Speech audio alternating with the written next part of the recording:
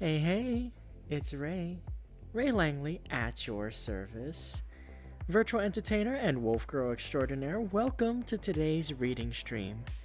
And today we're starting a new story Alice in Wonderland by Lewis Carroll, also known as Alice's Adventures in Wonderland.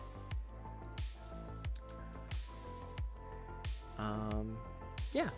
How are you guys doing today? Good to see you all.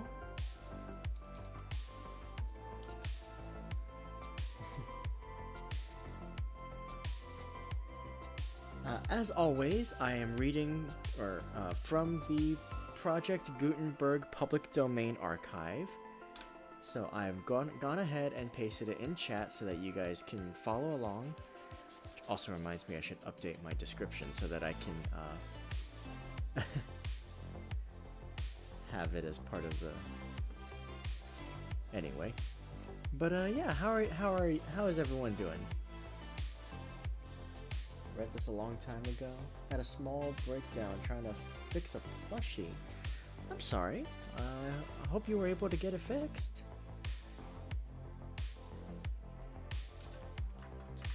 Can understand how that can be a little frustrating.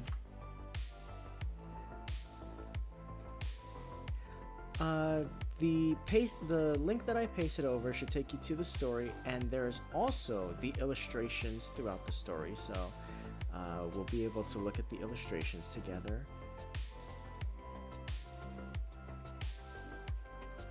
Got their ear back. Oh, thank goodness. That's good. Alright. So, yeah, I'll be reading Alice's Adventures in Wonderland. Since the last story I read was Sherlock Holmes, I figure I'd break away from the mystery genre a bit for a little something more whimsical. Now that spring has sprung and we're, it's just a nice little break to do something different. However, you probably won't escape the British accents from me, so there's still that.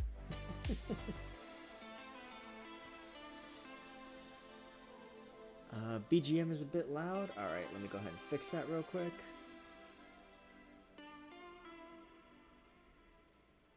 Let's see, where are we? There we are.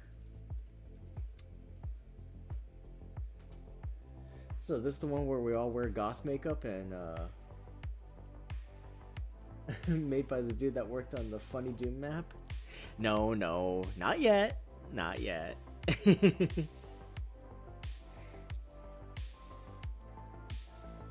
We will get to American McGee's Alice at some point.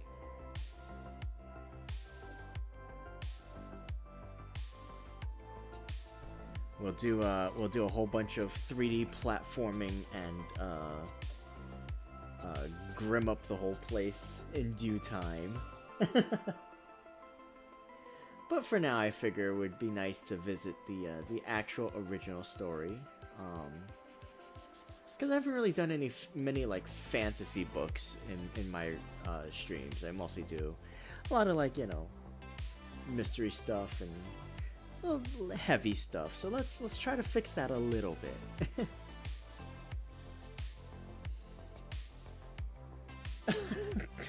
Promise. I could stand to play a couple more platformers on this channel. So yeah, maybe I'll give it a whirl. We'll see. Alright. Let's see. So, Alice's Adventures in Wonderland, 1916, according to this particular printing. So, this story is 110 years old. Wow.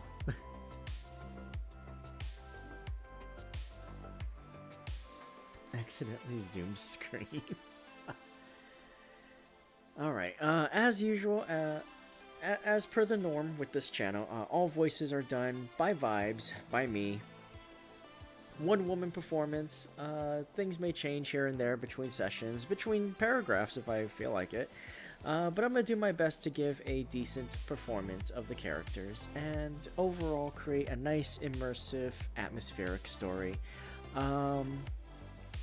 So yeah, I hope you guys enjoy, and with that in mind, let's get started.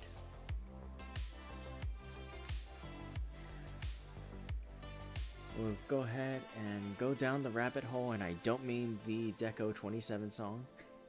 I had to get that joke out there at some point.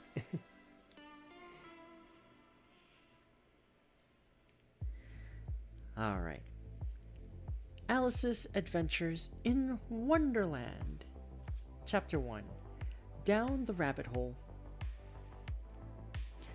Alice was beginning to get very tired of sitting by her sister on the bank and of having nothing to do. Once or twice, she had peeped into the book her sister was reading, but it had no pictures or conversations in it. And what is the use of a book, thought Alice, without pictures or conversations? So she was considering in her own mind, as well as she could, for the day made her feel very sleepy and stupid, whether the pleasure of making a daisy chain would be worth the trouble of getting up and picking the daisies, when suddenly a white rabbit with pink eyes ran close by her. There was nothing so very remarkable in that, nor did Alice think it so very much out of the way to hear the rabbit say to itself, oh dear, I shall be too late." But when the rabbit actually took a watch out of its waistcoat pocket and looked at it and then hurried on, Alice started to her feet, for it flashed across her mind that she had never before seen a rabbit with either a waistcoat pocket or a watch to take out of it. And, burning with curiosity, she ran across the field after it and was just in time to see it pop down a large rabbit hole under the hedge. In another moment, down went Alice after it. The rabbit hole went straight on like a tunnel for some way and then dipped suddenly down, so suddenly that Alice had not a moment to think about stopping herself before she found herself falling down what seemed to be a very deep well. Either the well was very deep or she fell very slowly, for she had plenty of time as she went down to look about her. First, she tried to make out what she was coming to, but it was too dark to see anything. Then she looked at the sides of the well and noticed that they were filled with cupboards and bookshelves. Here and there she saw maps and pictures hung upon pegs. She took down a jar from one of the shelves as she passed. It was labeled Orange Marmalade, but to her great disappointment it was empty. She did not like to drop the jar, so managed to put it into one of the cupboards as she fell past it. Down, down, down, would the fall never come to an end? There was nothing else to do, so Alice soon began talking to herself. Dinah will miss me very much tonight, I should think. Dinah was the cat. I hope they'll remember her saucer of milk at tea time. Dinah, my dear, I wish you were down here with me. Alice felt that she was dozing off when suddenly, thump, thump, down she came upon a heap of sticks and dry leaves, and the fall was over. Alice was not a bit hurt, and she jumped up in a moment. She looked up, but it was all dark overhead. Before her was another long passage, and the white rabbit was still in sight, hurrying down it. There was not a moment to be lost. Away went Alice like the wind, and was just in time to hear it say, as it turned a corner, "Oh, my ears and whiskers, how late it's getting." She was close behind it when she turned the corner, but the rabbit was no longer to be seen. She found herself in a long, low hall, which was lit up by a row of lamps hanging from the roof. There were doors all round the hall, but they were all locked, and when Alice had been all the way down one side and up the other, trying every door, she walked sadly down the middle, wondering how she was ever to get out again. Suddenly she came upon a little table all made of solid glass.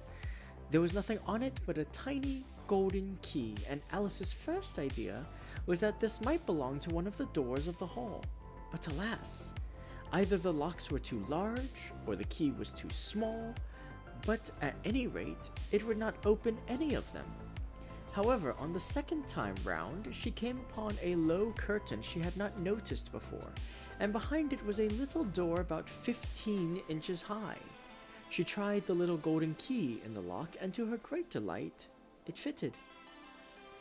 Alice opened the door and found that it led into a small passage not much larger than a rat hole.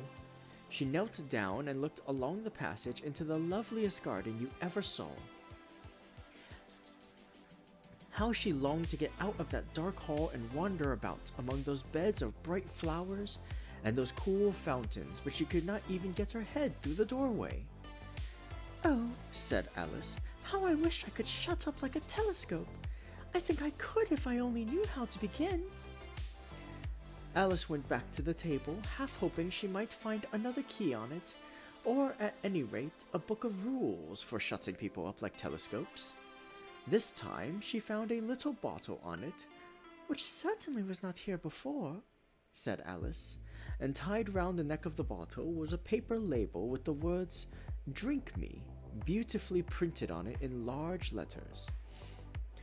"No, I'll look first," she said, "and see whether it's marked poison or not," for she had never forgotten that if you drink from a bottle marked poison, it is almost certain to disagree with you sooner or later. However, this bottle was not marked poison, so Alice ventured to taste it, and finding it very nice, it had a sort of mixed flavor of cherry tart, custard, pineapple, roast turkey, toffee, and hot buttered toast, and very soon finished it off. "What a curious feeling," said Alice. "I must be shutting up like a telescope." And so it was indeed. She was now only 10 inches high, and her face brightened up at the thought that she was now the right size for going through the little door into that lovely garden. After a while, finding that nothing more happened, she decided on going into the garden at once. But alas for poor Alice, when she got to the door she found she had forgotten the little golden key, and when she went back to the table for it, she found she could not possibly reach it. She could see it quite plainly through the glass, and she tried her best to climb up one of the legs of the table, but it was too slippery. And when she had tired herself out with trying, the poor little thing sat down and cried. "Come, there's no use in crying like that," said Alice to herself rather sharply. "I advise you to leave off this minute." She generally gave herself very good advice, though she very seldom followed it, and sometimes she scolded herself so severely as to bring tears into her eyes. Soon her eye fell on a little glass box that was lying under the table. She opened it and found in it a very small cake, on which the words "Eat me" were beautifully marked in currants. "Well, I'll eat it," said Alice, "and if it makes me grow larger, I can reach the key, and if it makes me grow smaller, I can creep under the door. So either way, I'll get into the garden, and I don't care which happens." She ate a little bit and said anxiously to herself, "Which way? Which way?" holding her hand on the top of her head to feel which way she was growing, and she was quite surprised to find that she remained the same size. So she set to work and very soon finished off the cake. End of chapter 1. Let's see what chat was saying. The rabbit later in the year 2030 would be stabbed by a Japanese high school student to get the Belmont stopwatch ability. Rip Bozo rabbit.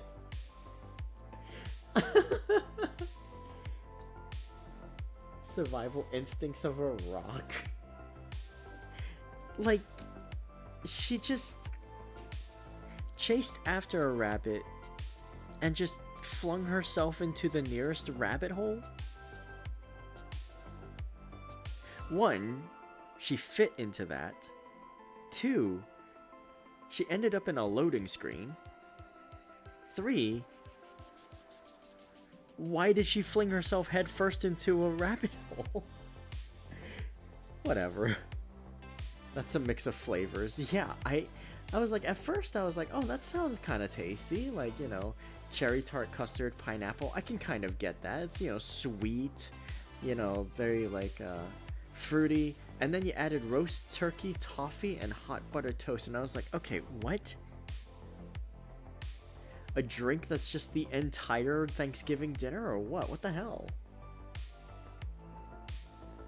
Okay, to be fair, when Carroll wrote this, the actual Alice was 6 years old.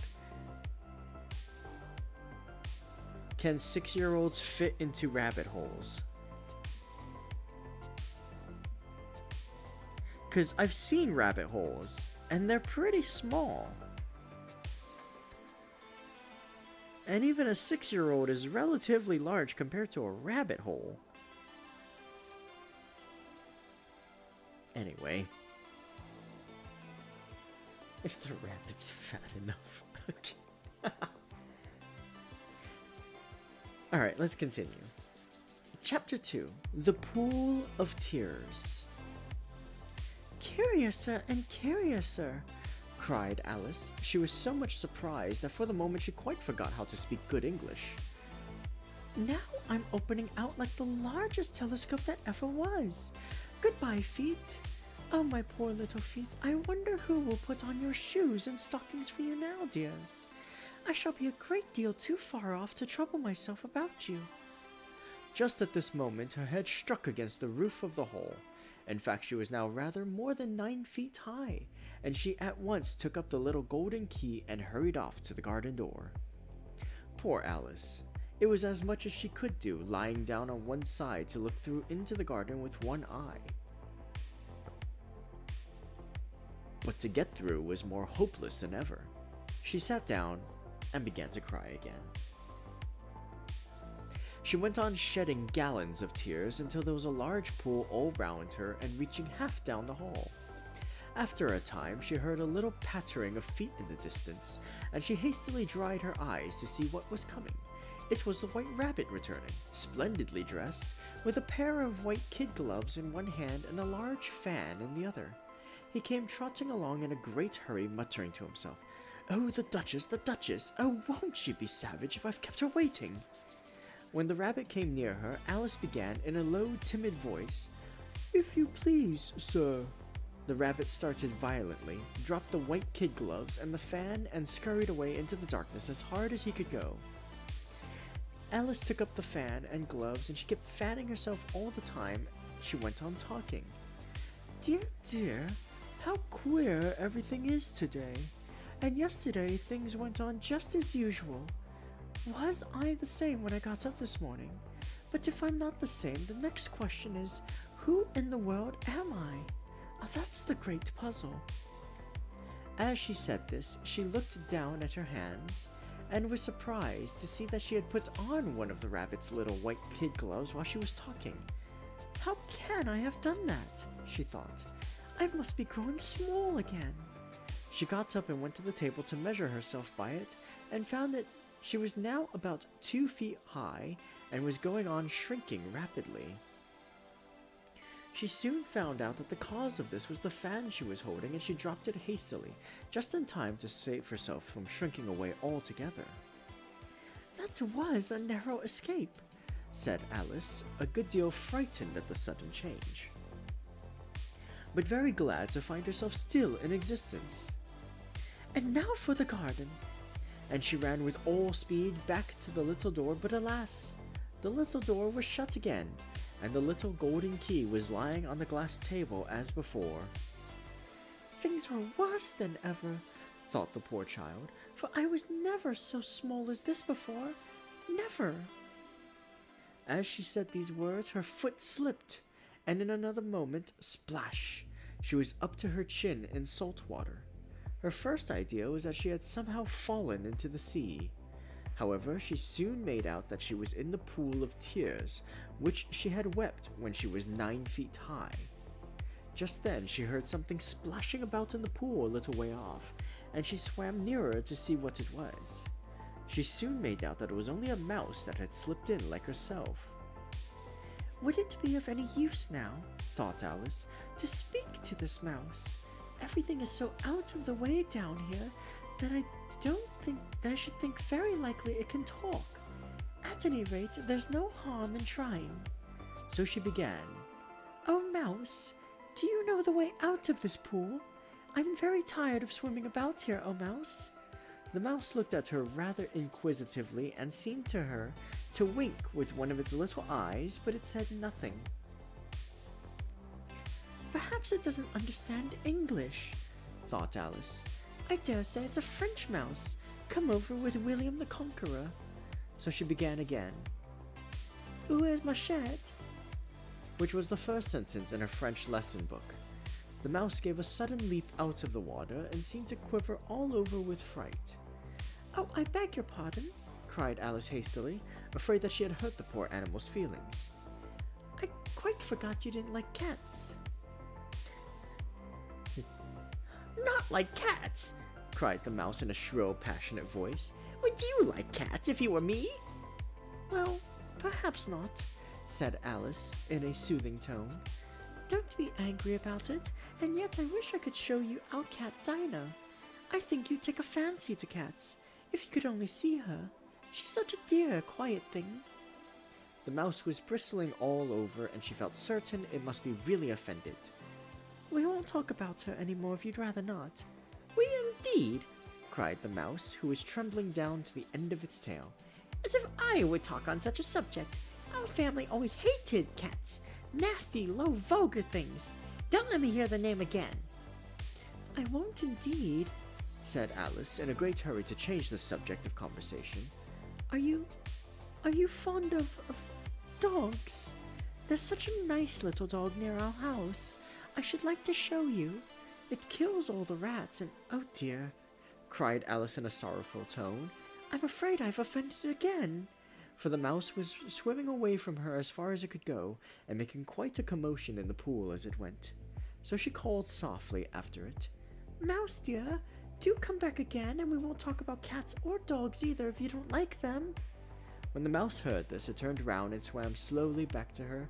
Its face was quite pale, and it said in a low, trembling voice, Let us get to the shore, and then I'll tell you my history, and you'll understand why it is I hate cats and dogs. It was high time to go, for the pool was getting quite crowded with the birds and animals that had fallen into it. There were a duck and a dodo, a lory and an eaglet, and several other curious creatures. Alice led the way, and the whole party swam to the shore. End of chapter 2. Okay, I get this is written about a real 6-year-old, but I think it's funny that she's like, oh, a mouse, do you like cats? No, that's a stupid question. Do you like dogs? There's a really nice dog I live near. It kills a bunch of I see where I've gone wrong with this. Freaking hell.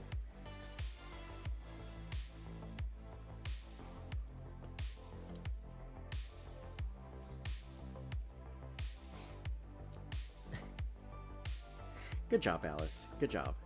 You're surely you surely possess the gift of gab.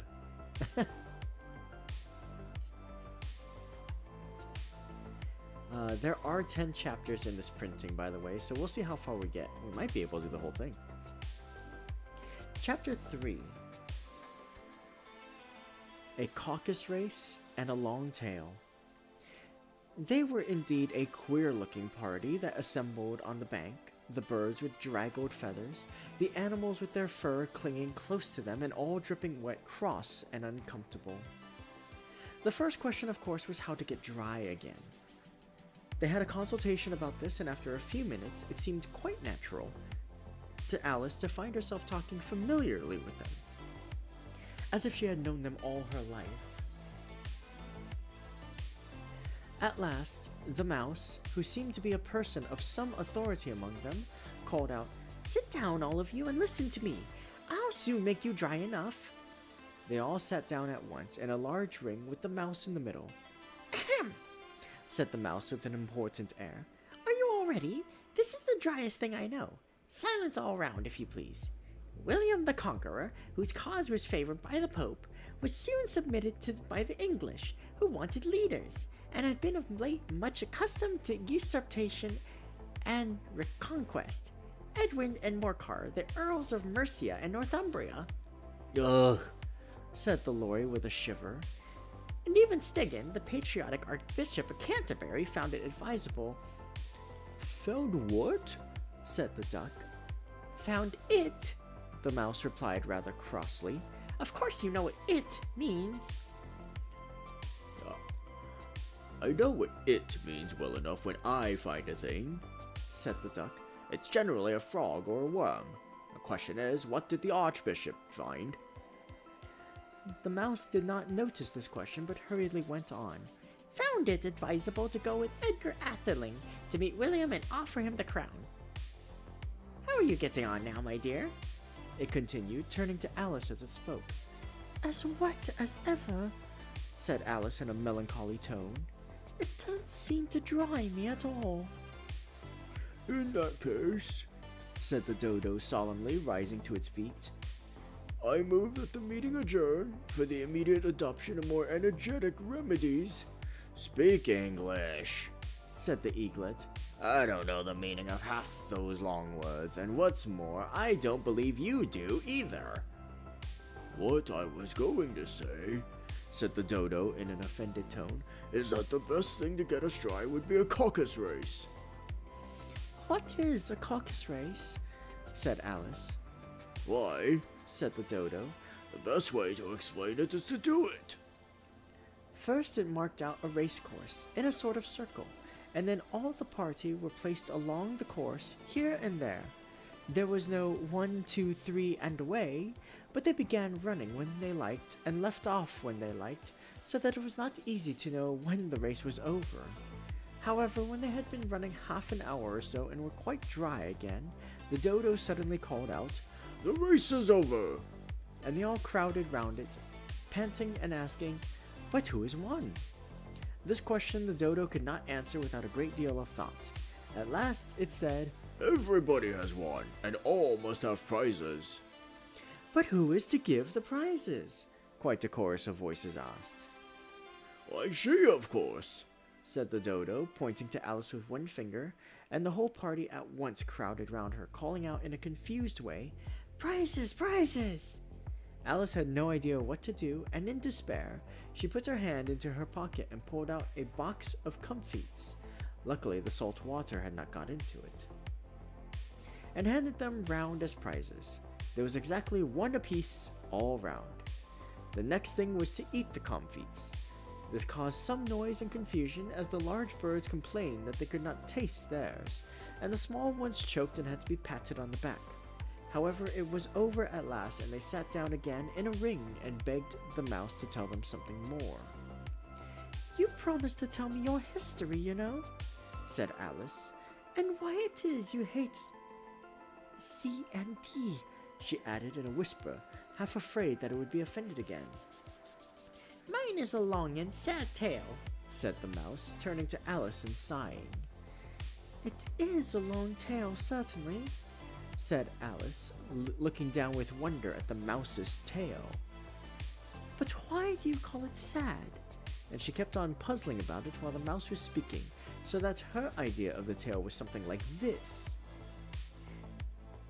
Fairy said to a mouse that he met in the house, Let's both go to law. I will prosecute you. Come, I'll take no denial. We must have the trial. For really this morning I've nothing to do, said the mouse to the cur. Such a trial, dear sir, with no jury or judge would be wasting our breath. I'll be judge, I'll be jury, said cunning old Fairy. I'll try the whole cause and condemn you to death. You are not attending, said the mouse to Alice severely. What are you thinking of? I beg your pardon, said Alice very humbly.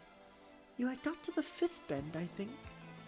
You insult me by talking such nonsense, said the mouse, getting up and walking away. Please come back and finish your story, Alice called after it, and the others all joined in chorus. Yes, please do! But the mouse only shook its head impatiently and walked a little quicker. I wish I had Dinah, our cat, here, said Alice. This caused a remarkable sensation among the party. Some of the birds hurried off at once, and a canary called out in a trembling voice to its children, Come away, my dears. It's high time you were all in bed. On various pretexts they all moved off, and Alice was soon left alone. I wish I hadn't mentioned Dinah. Nobody seems to like her down here, and I'm sure she's the best cat in the world." Poor Alice began to cry again, for she felt very lonely and low-spirited. In a little while, however, she again heard a little pattering of footsteps in the distance, and she looked up eagerly.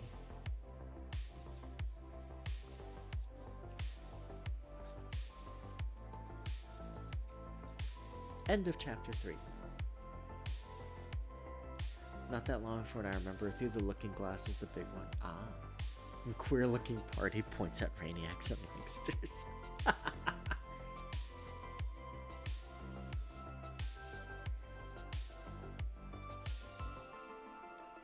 Yeah, if I had a better mic that could gauge distance better, I was gonna kind of move closer and further away from the mic while narrating the story so it could show how her focus is swimming in and out. Oh well.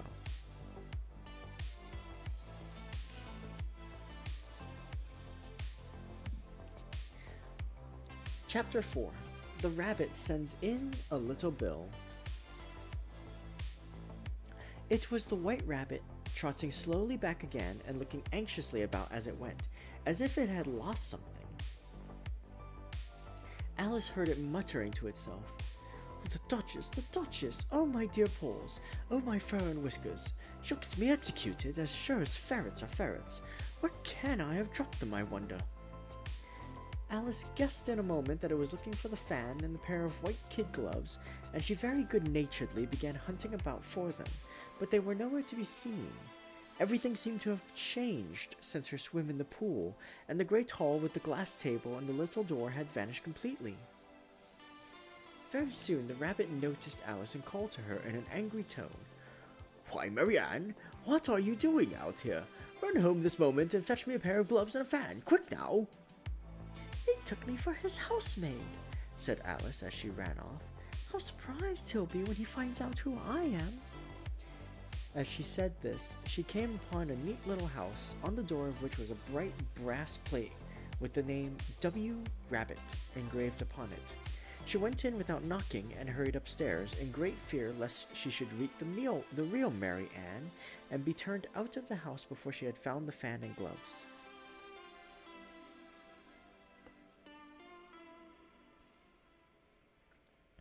By this time, Alice had found her way into a tidy little room with a table in the window, and on it a fan and 2 or 3 pairs of tiny white kid gloves.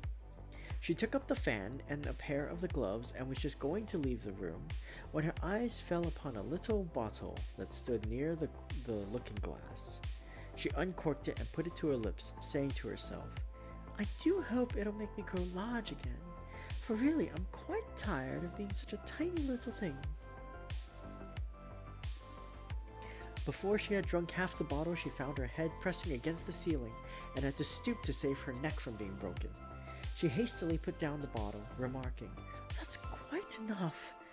I hope I shan't grow any more." Alas, it was too late to wish that. She went on growing and growing, and very soon she had to kneel down on the floor.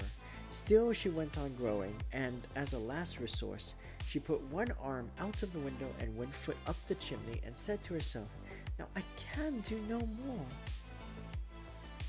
Whatever happens, what will become of me?" Luckily for Alice, the little magic bottle had now had its full effect, and she grew no longer. After a few minutes, she heard a voice outside and stopped to listen. "Marianne, Marianne," said the voice, "fetch me my gloves this moment." Then came a little pattering of feet on the stairs. Alice knew it was the rabbit coming to look for her, and she trembled till she shook the house, quite forgetting that she was now about 1,000 times as large as the rabbit, and had no reason to be afraid of it.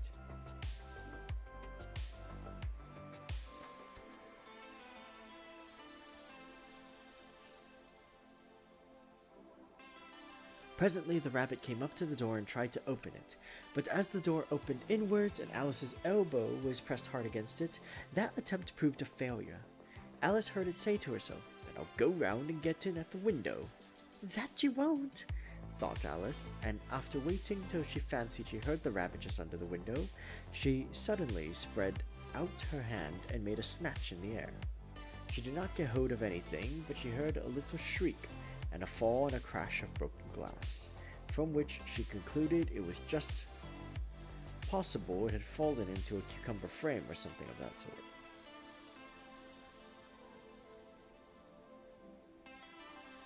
Next came an angry voice, the rabbit's. "Pat, Pat, where are you?" And then a voice she had never heard before. "Sure then, I'm here. Digging for apples, Your Honor." "Here, come and help me get out of this. Now tell me, Pat, what's that in the window?" "Sure, it's an arm, Your Honor." "It's got no business there at any rate. Go and take it away."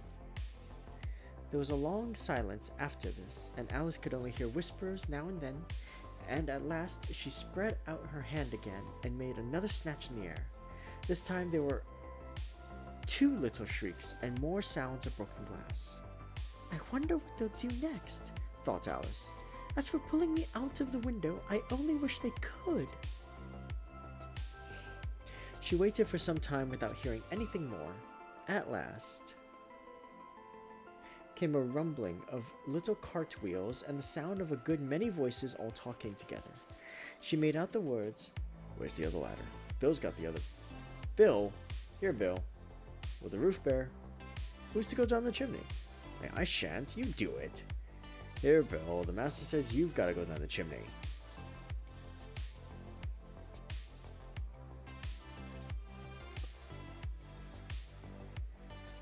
Alice drew her feet as far down the chimney as she could, and waited until she heard a little animal scratching and scrambling about in the chimney close above her. Then she gave one sharp kick and waited to see what would happen next. The first thing she heard was a general chorus of "There goes Bill!" Then the rabbit's voice alone. "Catch him, you by the hedge!" Then silence, and then another confusion of voices. "Hold up his head. Brandy now. Don't choke him. What happened to you?" Last came a little feeble, squeaking voice. "Well, I hardly know no more, thank you. I'm better now. All I know is something comes at me like a jack-in-the-box, and up I goes like a skyrocket."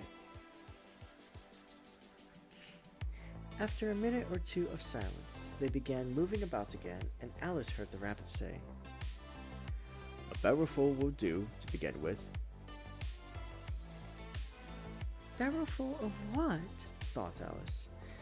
But she had not long to doubt, for the next moment a shower of little pebbles came rattling in at the window, and some of them hit her in the face.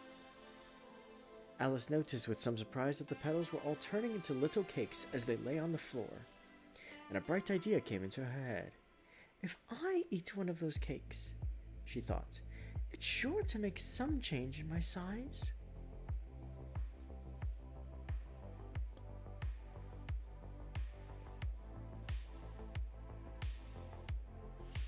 Let's see.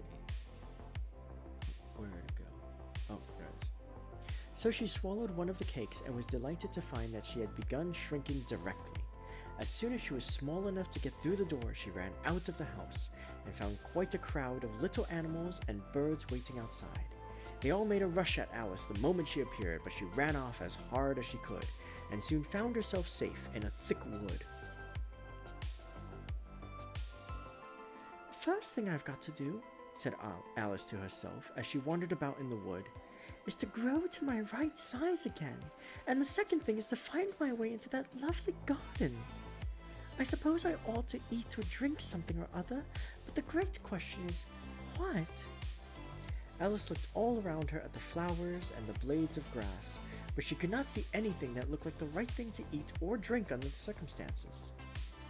There was a large mushroom growing near her, about the same height as herself. She stretched herself up on tiptoe and peeped over the edge, and her eyes immediately met those of a large blue caterpillar that was sitting on the top, with its arms folded, quietly smoking a long hookah and taking not the smallest notice of her or of anything else.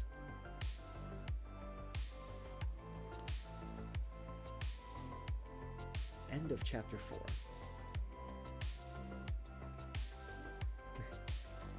And so the giantess tag was created. Oh no.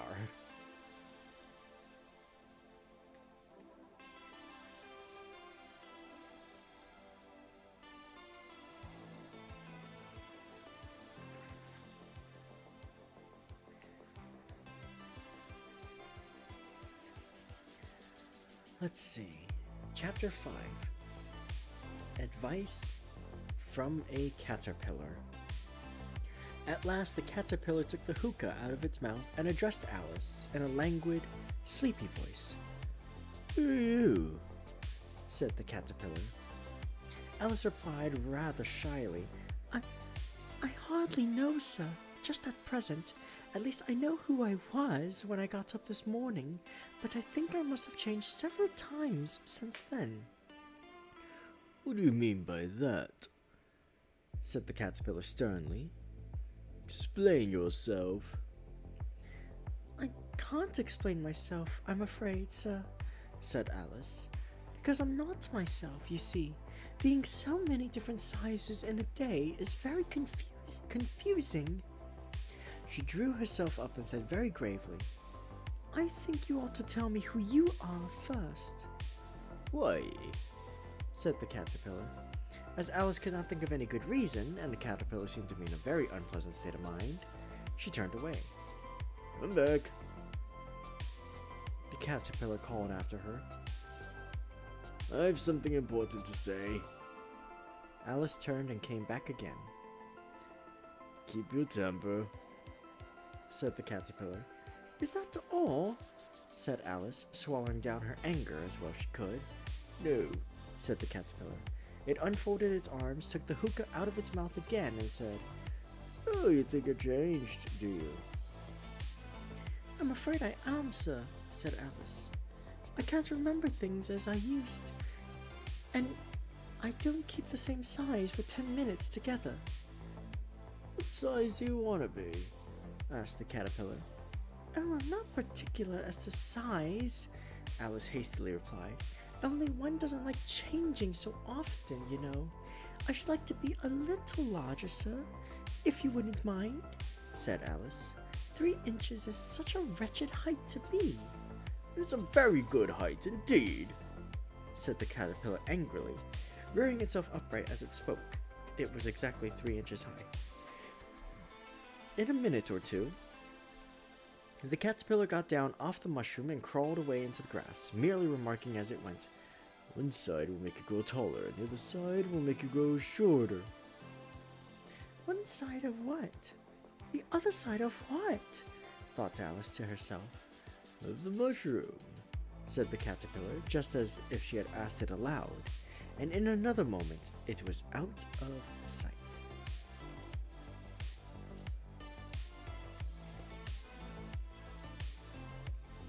Alice remained looking thoughtfully at the mushroom for a minute, trying to make out which were the 2 sides of it. At last, she stretched her arms round it as far as they would go, and broke off a bit of the edge with each hand. "And now which is which?"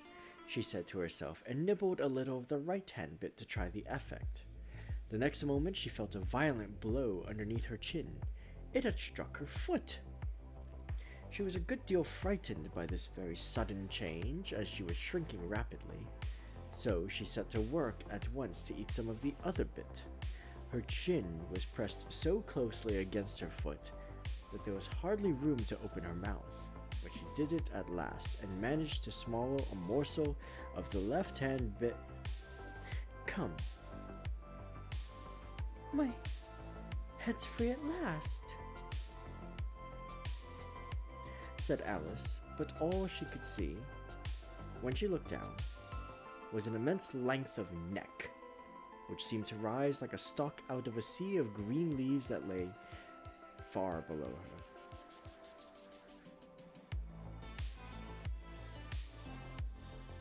"Where have my shoulders got to? And oh, my poor hands! How is it I can't see you?" She was delighted to find that her neck would bend about easily in any direction, like a serpent. She had just succeeded in curving it down into a graceful zigzag and was going to dive in among the leaves when a sharp hiss made her draw back in a hurry. A large pigeon had flown into her face and was beating her violently with its wings. "Serpent!" cried the pigeon. "I'm not a serpent," said Alice indignantly. "Let me alone." "I've tried the roots of trees, and I've tried banks, and I've tried hedges," the pigeon went on. "But those serpents, there's no pleasing them." Alice was more and more puzzled. "As if it wasn't enough trouble hatching the eggs," said the pigeon. "But I must be on the lookout for serpents night and day, and just as I take in the highest tree in the wood," continued the pigeon, raising its voice to a shriek, "and just as I was thinking I should be free of them at last, there must needs come wriggling down from the sky. Ugh, serpent!" "But I'm not a serpent, I tell you," said Alice. I'm a little girl," she added rather doubtfully as she remembered the number of changes she had gone through that day. "You're looking for eggs, I know that well enough," said the pigeon, "and what does it matter to me whether you're a little girl or a serpent?" "It matters a good deal to me," said Alice hastily, "but I'm not looking for eggs as it happens, and if I was, I shouldn't want yours. I don't like them raw." "Well, be off then," said the pigeon in a sulky tone, as it settled down again into its nest. Alice crouched down among the trees as well she could, for her neck kept getting entangled among the branches, and every now and then she had to stop and untwist it. After a while she remembered that she still held the pieces of mushroom in her hands, and she set to work very carefully, nibbling first at one and then at the other, and growing sometimes taller and sometimes shorter, until she had succeeded in bringing herself down to her usual height. It was so long since she had been anything near the right size that it felt quite strange at first. "The next thing is to get into that beautiful garden. How is that to be done, I wonder?" As she said this, she came suddenly upon an open place with a little house in it about 4 feet high. "Whoever lives there," thought Alice, "it'll never do to come upon them this size. Why, I should frighten them out of their wits." She did not venture to go near the house till she had brought herself down to 9 inches high. End of chapter 5.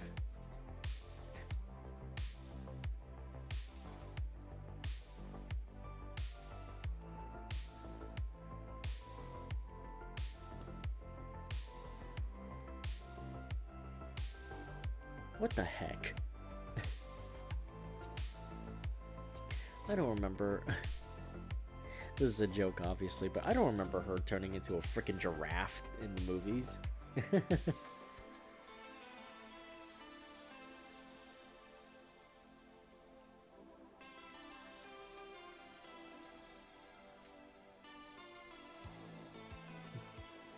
What up with this bigoted pigeon?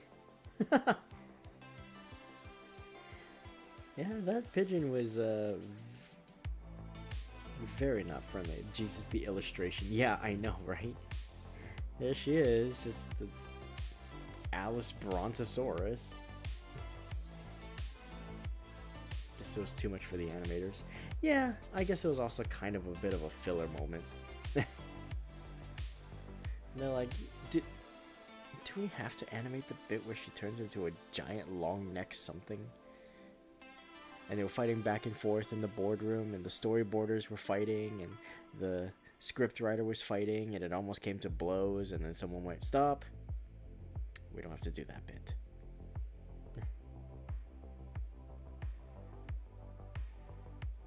Omitted. We needed bigoted flowers in the movie.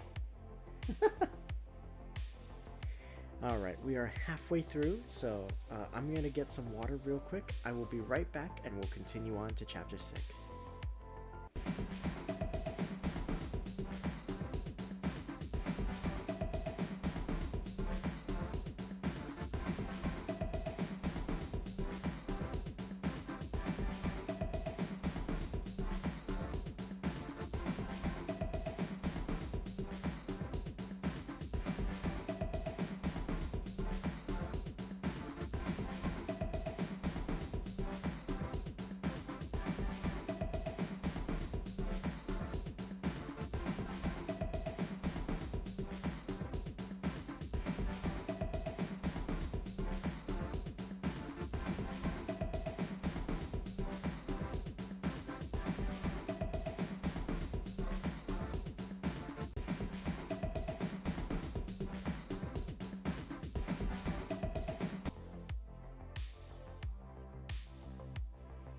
Okay, and we're back.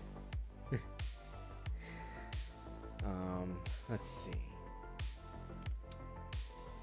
So yeah, Long Neck Alice happened. That was a weird section to read through. I was trying to figure out how to like read that in a pace that made any sort of sense, because I'm like, hold on a second. The caterpillar told her one side makes you smaller, one side makes you taller. So why does she just start eating the whole thing? This child has the survival skills of a lemming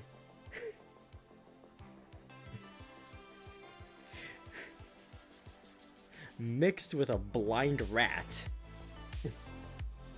in a mousetrap factory.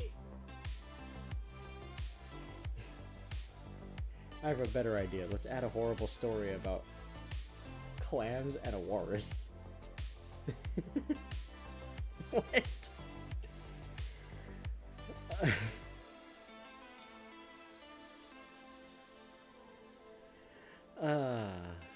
Anyway, let's see how this child almost freaking offs herself next.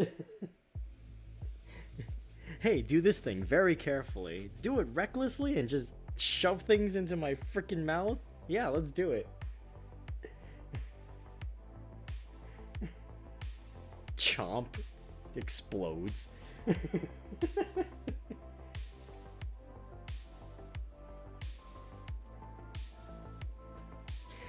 Chapter 6. Pig and Pepper. For a minute or two she stood looking at the house, when suddenly a footman in livery came running out of the wood. Judging by his face only, she would have called him a fish, and rapped loudly at the door with his knuckles. It was opened by another footman in livery with a round face and large eyes, like a frog. The fish footman began by producing from under his arm a great letter, and this he handed over to the other, saying in a solemn tone, "For the Duchess, an invitation from the Queen to play croquet." The frog footman repeated in the same solemn tone, "From the Queen, an invitation for the Duchess to play croquet." Then they both bowed low, and their curls got entangled together. When Alice next peeped out, the fish footman was gone, and the other was sitting on the ground near the door, staring stupidly up into the sky. Alice went timidly up to the door and knocked. "There's no sort of use in knocking," said the footman. "and that for two reasons. First, because I'm on the same side of the door as you are. Secondly, because they're making such a noise inside, no one could possibly hear you." And certainly there was a most extraordinary noise going on within, a constant howling and sneezing, and every now and then a great crash, as if a dish or kettle had been broken to pieces. "How am I to get in?" asked Alice. "Are you to get in at all?" said the footman. "That's the first question, you know." Alice opened the door and went in. The door led right into a large kitchen, which was full of smoke from one end to the other. The Duchess was sitting on a three-legged stool in the middle, nursing a baby.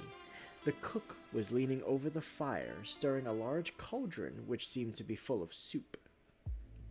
"There's certainly too much pepper in that soup," Alice said to herself, as well as she could for sneezing. Even the Duchess sneezed occasionally, and as for the baby, it was sneezing and howling alternatively without a moment's pause. The only two creatures in this kitchen that did not sneeze were the cook and a large cat, which was grinning from ear to ear. "Please, would you tell me," said Alice a little timidly, "why your cat grins like that?" "It's a Cheshire cat," said the Duchess, "and that's why." "I didn't know that Cheshire cats always grinned. In fact, I didn't know that cats could grin," said Alice. "You don't know much," said the Duchess, "and that's a fact." Just then, the cook took the cauldron of soup off the fire, and at once set to work throwing everything within her reach at the Duchess and the baby. The fire irons came first, then followed a shower of saucepans, plates, and dishes. The Duchess took no notice of them even when they hit her, and the baby was howling so much already that it was quite impossible to say whether the blows hurt it or not. "Oh, please mind what you're doing," cried Alice, jumping up and down in an agony of terror.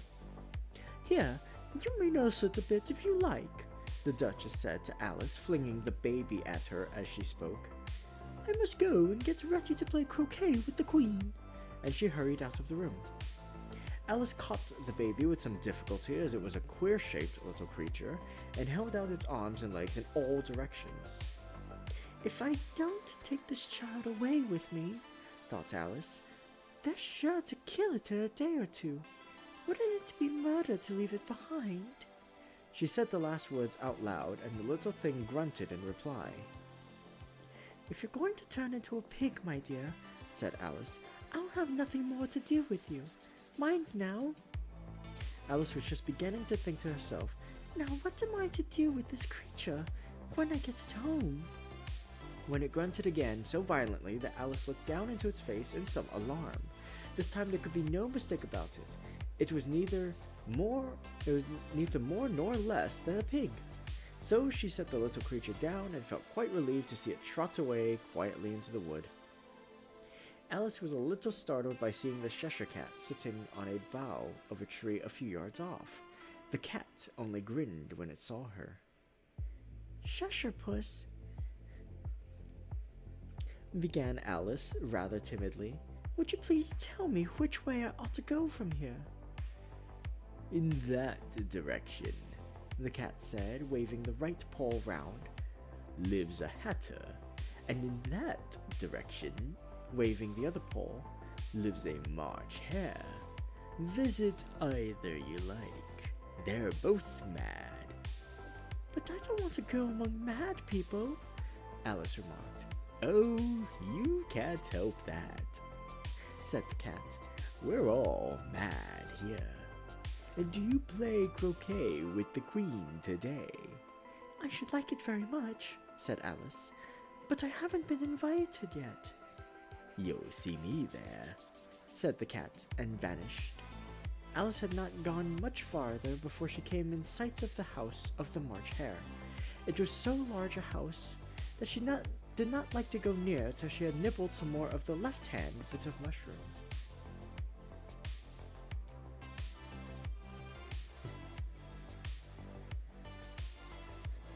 Jesus, is that baby okay? Is Jeff the shark in Alice in Wonderland character? What the hell was that chapter? Just fish and frog? No, we're not gonna talk about that. I gotta say though, the immense comedy of that bit. No, don't knock. 'Cause one, I'm on the same side of the door, and two, they won't hear you. So how do I get in? Are you supposed to get in? Opens door, walks in. What the fuck? I think Lewis Carroll just needed to pad the word count.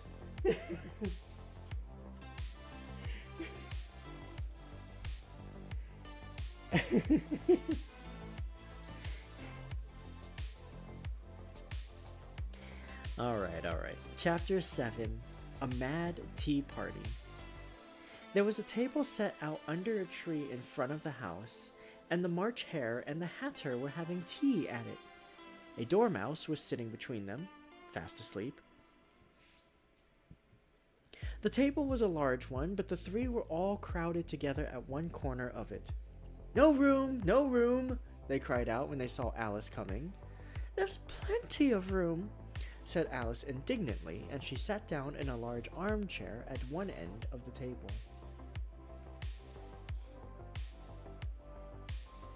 The Hatter opened his eyes very wide on hearing this, but all he said was, "Why, is a raven, like a writing desk.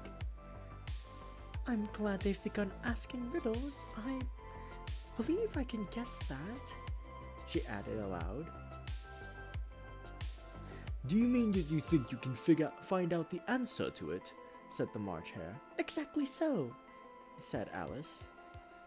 Then you should say what you mean, the March Hare went on. I do, Alice hastily replied. At least I mean what I say. That's the same thing, you know. You might just as well say, added the Dormouse, which seemed to be talking in its sleep, that I breathe when I sleep is the same thing as I sleep when I breathe. It is the same thing with you, said the Hatter, and he poured a little hot tea upon its nose. The Dormouse shook its head impatiently and said without opening its eyes, Of course. Just what I was going to remark myself. Have you guessed the riddle yet? The Hatter said, turning to Alice again. No, I give it up, Alice replied. What's the answer? I haven't the slightest idea, said the Hatter. Nor I, said the March Hare. Alice gave a weary sigh. I think you might do something better with the time, she said, than wasting it and asking riddles that have no answers. We'll take some more tea, the March Hare said to Alice very earnestly. I've had nothing yet, Alice replied in an offended tone, so I can't take more. What do you mean you can't take less? Said the Hatter. It's very easy to take more than nothing. At this, Alice got up and walked off. The Dormouse fell asleep instantly, and neither of the others took the least notice of her going, though she looked back once or twice. The last time she saw them, they were trying to put the Dormouse into the teapot.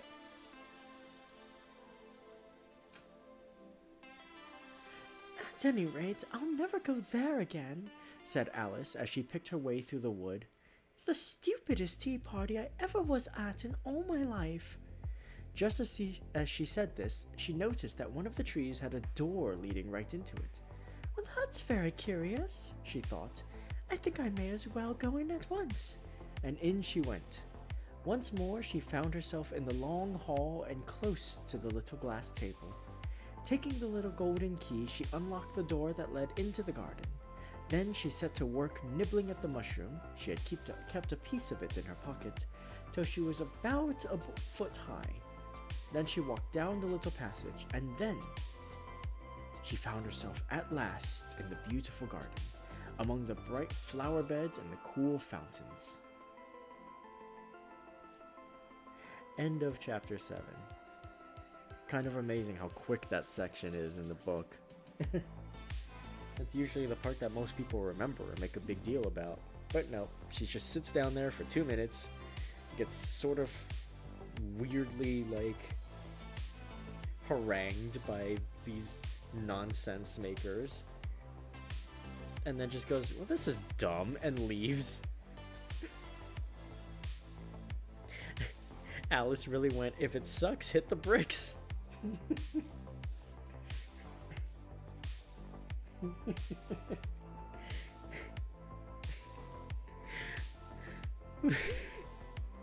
And again, the comedy here, the last time she looked back and saw them, they were trying to shove the Dormouse into the tea kettle. Yeah, okay. That might as well happen. The most famous character has 5 lines. She spent more time at the Duchess's, yeah.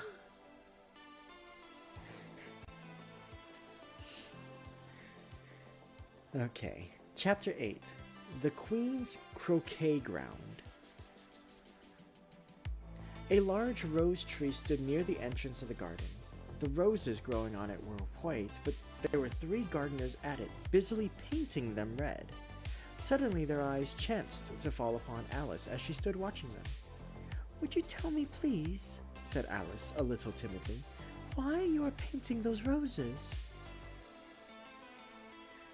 5 and 7 said nothing, but looked at 2. 2 began in a low voice, "Why, the fact is, you see, miss, this here ought to have been a red rose tree. and we put a white one in by mistake. And if the queen was to find it out, we should all have our heads cut off, you know.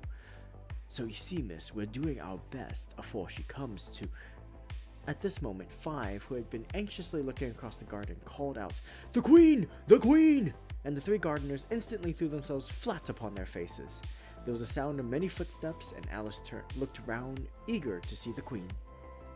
First came 10 soldiers carrying clubs, with their hands and feet at the corners. Next, the 10 courtiers. These were ornamented all over with diamonds. After these came the royal children. There were 10 of them, all ornamented with hearts. Next came the guests, mostly kings and queens, and among them Alice recognized the White Rabbit. Then followed the Knave of Hearts, carrying the king's crown on a crimson velvet cushion, and last of all, this grand procession came the King and the Queen of Hearts. When the procession came opposite to Alice, they all stopped and looked at her, and the Queen said severely, "Who is this?" She said it to the Knave of Hearts, who only bowed and smiled in reply. "My name is Alice, so please, your majesty," said Alice very politely, but she added to herself, "Why, they're only a pack of cards after all." "Can you play croquet?" shouted the Queen. The question was evidently meant for Alice. "Yes," said Alice loudly. "Come on then," roared the Queen. It's a very fine day," said a timid voice to Alice. She was walking by the White Rabbit, who was peeping anxiously into her face. "Very," said Alice. "Where's the Duchess?" "Hush, hush," said the rabbit. "She's under sentence of execution." "What for?" said Alice. "She boxed the Queen's ears." The rabbit began. "Get to your places!" shouted the Queen in a voice of thunder, and people began running about in all directions, tumbling up against each other. However, they got settled down in a minute or two, and the game began. Alice thought she had never seen such a curious croquet ground in her life. It was all ridges and furrows.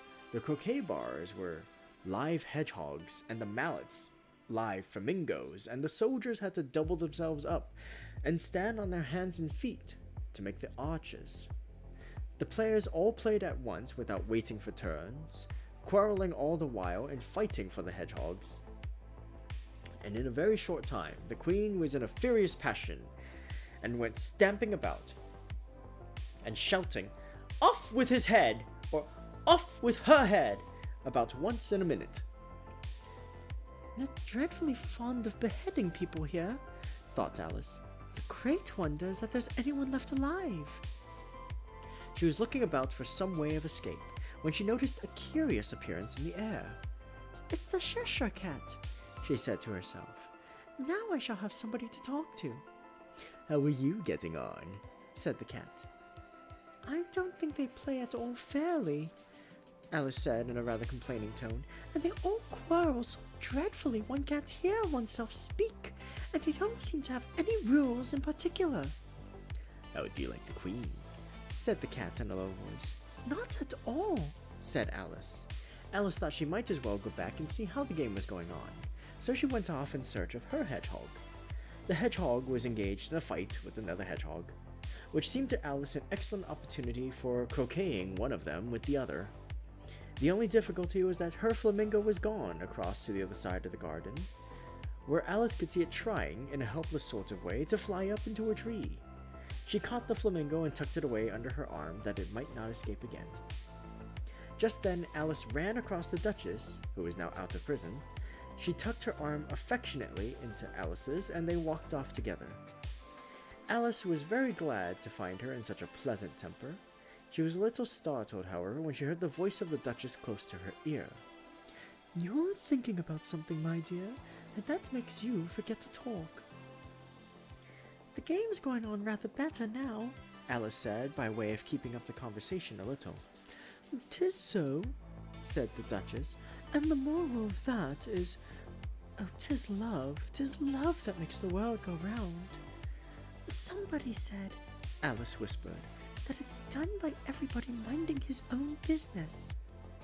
Oh, well, it means much the same thing, said the Duchess, digging her sharp little chin into Alice's shoulder as she added, and the moral of that is, take care of the sense and the sounds will take care of themselves. To Alice's great surprise, the Duchess's arm that was linked into hers began to tremble.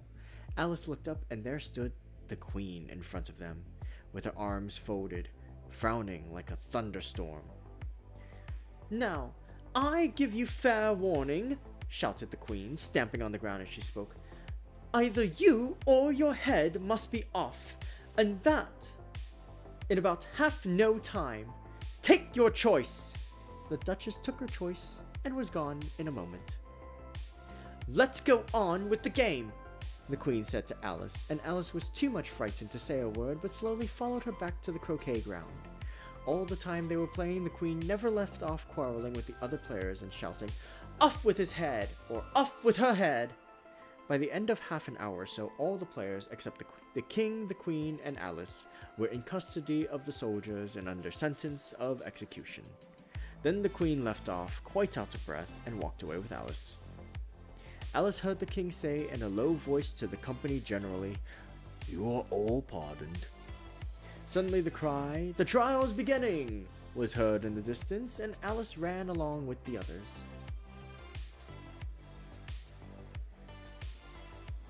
End of chapter 8. Need to go to sleep now. Also, no Jabberwock. I'm sad. Oh. You're gone by now, but, well, if you're watching the VOD of this, hope you slept well.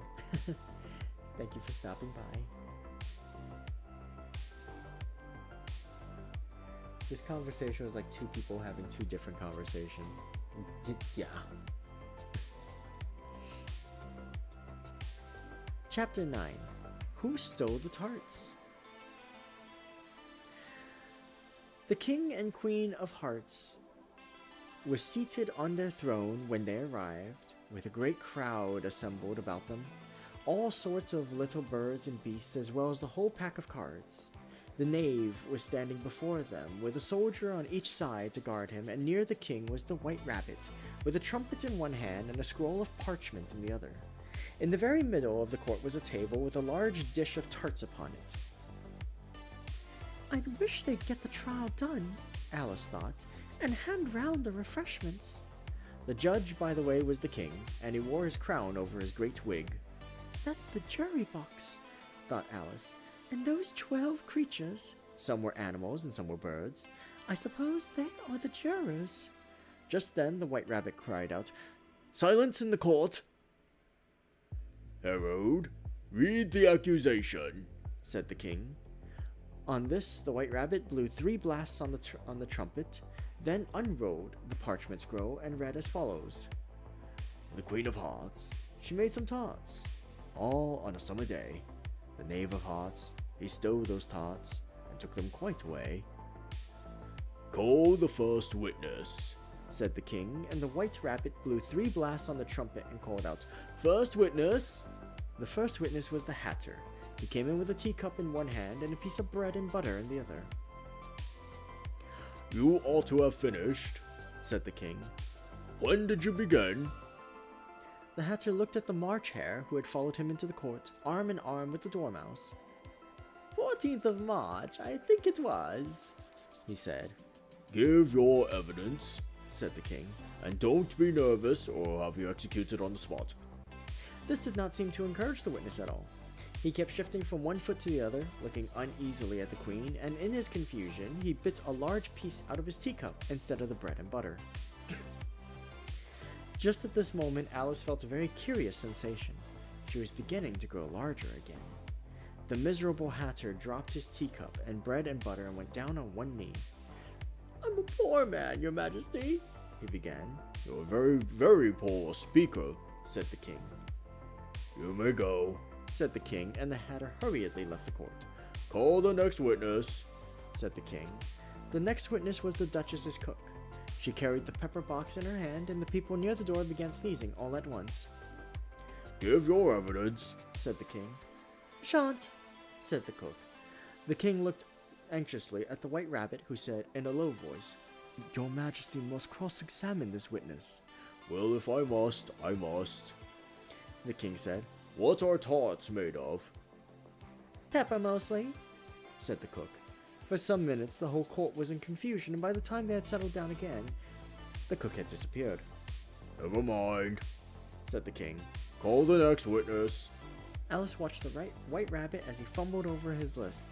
Imagine her surprise when he read out at the top of his shrill little voice the name Alice.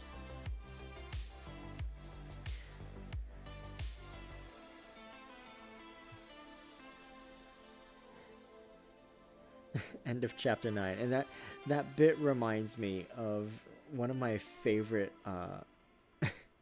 4chan posts. And I don't like 4chan posts, but there's one that I like where this poster says he was walking along the beach skipping stones and had a sandwich in one hand. And how in an absent-minded moment they threw the sandwich into the water and bit the rock. And it was just like, throw sandwich, bite rock, people saw. And it just reminds me of that.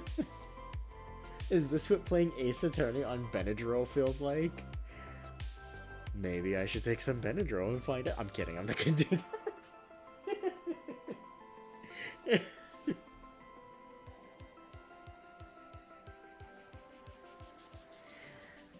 Okay, final chapter. Chapter 10, Alice's Evidence. Or, if this was written in modern anime times, final chapter, Alice in Wonderland.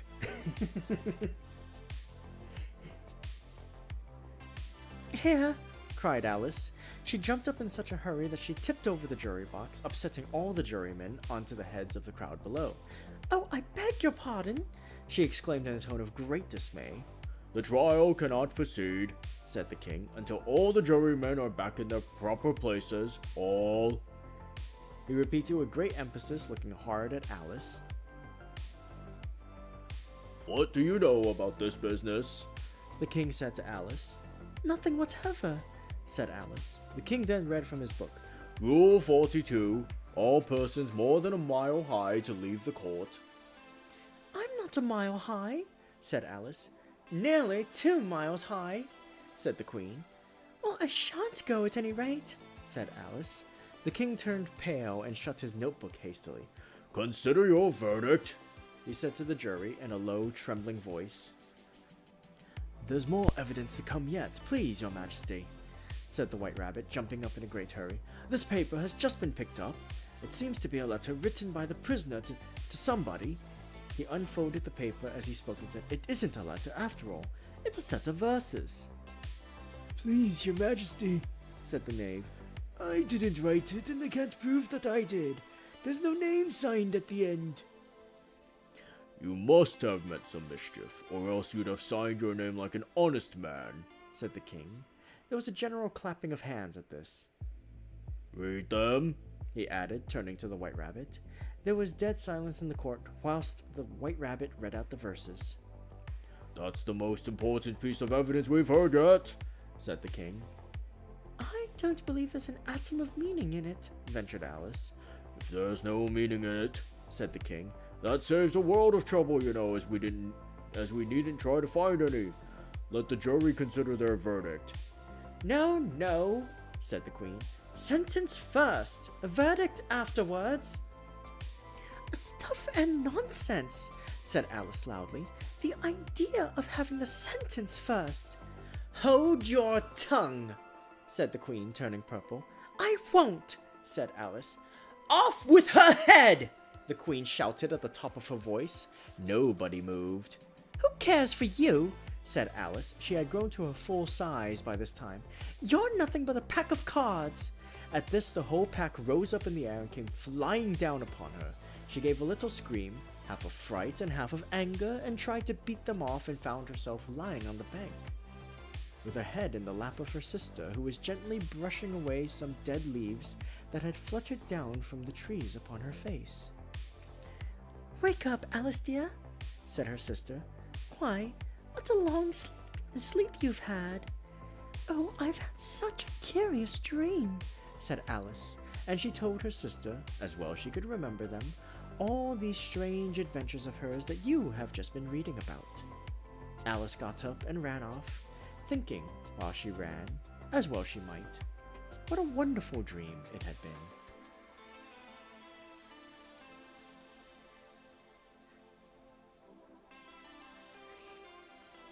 And that's the end. That's Alice's Adventures in Wonderland by Lewis Carroll.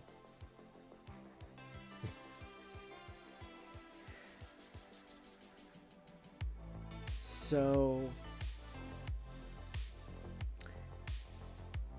I don't want to be the type of person that goes, oh, you know, any ounce of creativity. Oh, what kind of drugs are they on? But like, what was the muse for this? I have to wonder. Like, it's a lot of non sequitur, and it's a lot of very random, fantastical, yet baseless kind of, I guess for lack of a better term, it is whimsy. So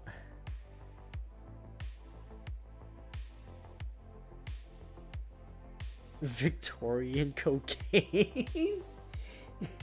No, I'm sure that's what Doyle was on.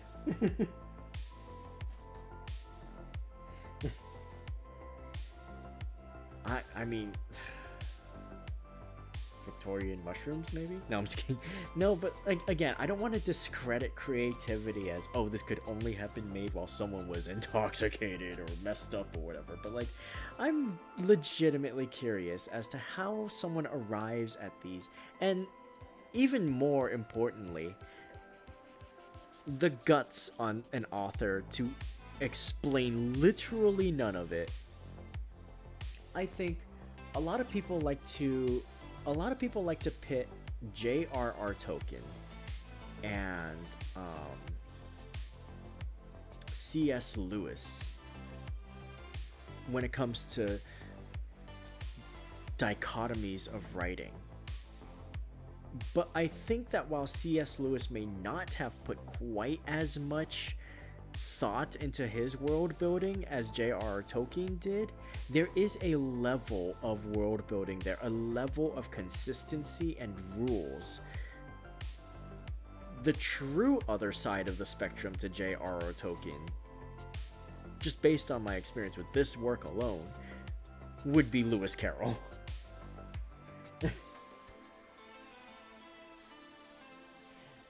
To be fair, it was a story made to make a bunch of kids laugh, to entertain them.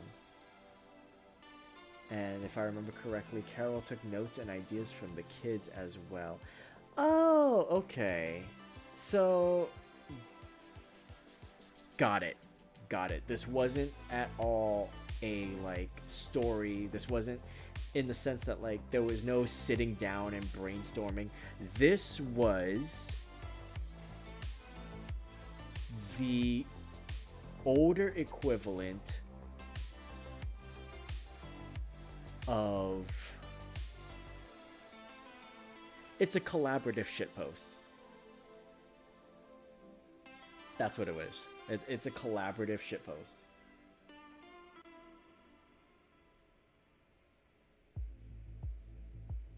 Fair enough. I mean, hell. I can only dream of making a shitpost by myself or with others so good that it inspires like multiple adaptations and like spin-offs and, you know, animated live action movies and video games and this and that and songs and stage plays and all that. So good on you, Lewis, and random ghostwriter children that collaborated and pitched in on this.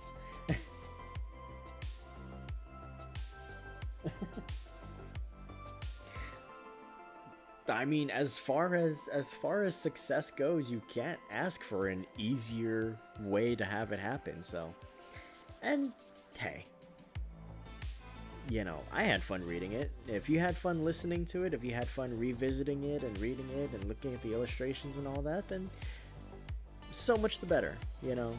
Not everything has to be so serious. Not everything has to be so, you know, well plotted and thought out and stuff. Sometimes vibe-based stuff works. You know, if it's supposed to be a work of fiction anyway, then screw it. Isn't that what happened with the back rooms?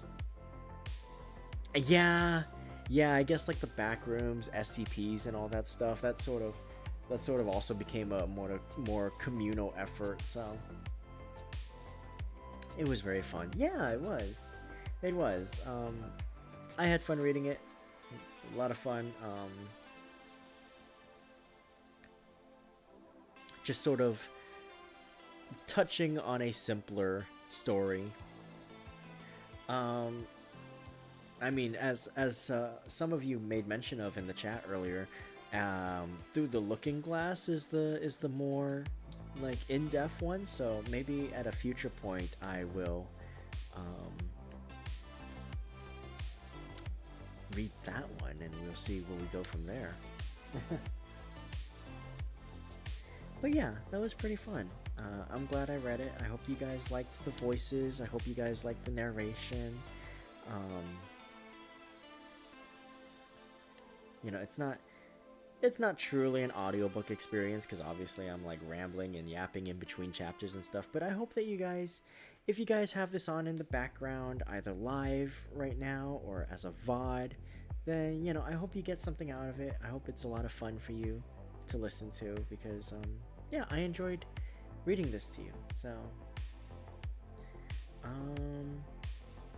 yeah, that was Alice's Adventures in Wonderland. Never actually read Through the Looking Glass. Ooh. So perhaps I shall. But we'll see. All things in time.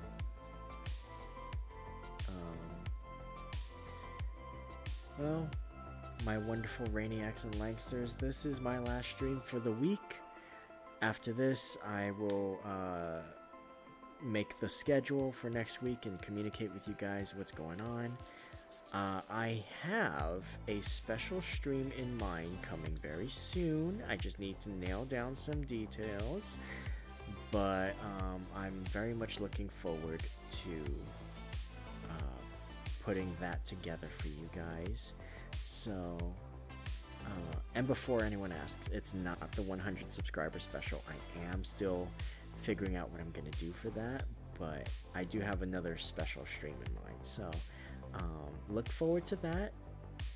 Fingers crossed everything works out planning wise and we can do it next week.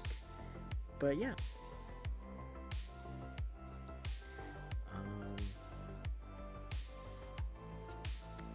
I think next week will be 3 streams as well. Ace Attorney. If everything lines up, then the other thing I was planning. We finished a dialogue yesterday, so we may start Valhalla next week, or we may do something else first. Like I said, I gotta hammer everything out, but you guys will know by Sunday evening, hopefully. I know sometimes I'm a little late with those, but I'm hoping to do my first stream of next week of week 42 on Monday, so I gotta try to lock in and get my schedule out for you guys. So anyway, yeah, I guess that's it for today. Thank you all so much for being here. It makes me very happy when I get to read to you guys, because, you know, again, that's one of the main conceits of this whole channel, is like doing books and stories for everyone. So it always makes me happy when I get to find something fun to read, and this was a nice little one-shot. I'll figure out a new like long form story to do soon. Might just go back to Holmes or do Through the Looking Glass. I'll figure out what my vibe is feeling. And yeah.